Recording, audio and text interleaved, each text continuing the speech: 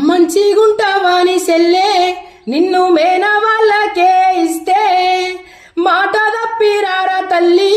నిన్ను బాధ పెట్టినారా సెల్లి మంచిగుంటానని అన్నా